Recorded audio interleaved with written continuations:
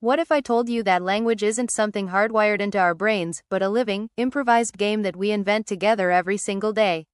Today we're exploring The Language Game by Morten Christensen and Nick Chater, a groundbreaking book that redefines how language began, how it evolves, and how it shapes the way we live and think. Part 1. The Big Question. For decades, many scientists believed language was like a biological instinct, something built into our brains by evolution. But Christensen and Chater argue differently. Language is not fixed, it's an improvisation, a social tool we create together. Just like jazz musicians riff off each other, humans use words in dynamic, flexible ways. This improvisation is what allowed us to build societies, share knowledge, and change the world. Part 2. Language as a game. Imagine playing charades. You gesture, guess, adjust, until both sides understand.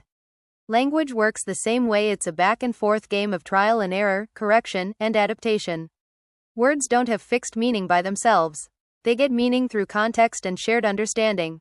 Example: the word cool, it can mean temperature, approval, or attitude, depending on how people use it. This flexibility is why language constantly evolves. New words, slang, memes, emojis, all part of the same improvisation.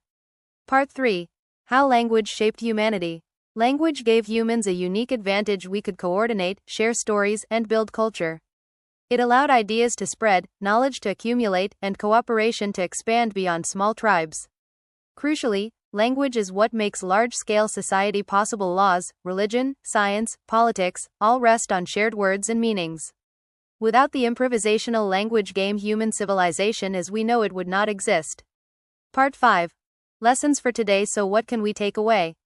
Be flexible with communication. Language is about connection, not perfection.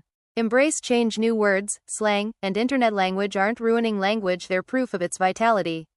Think of language as a tool. It's not just about describing the world, but creating shared realities. Conversation rules. The real power of language is in dialogue, not dictionaries.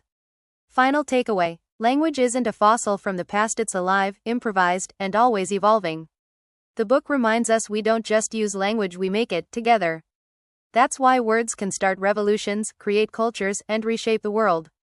That's the summary of The Language Game. A book that shows us language isn't something we inherit, it's something we invent, every time we talk. If you enjoyed this summary, hit like, share, and subscribe for more book breakdowns.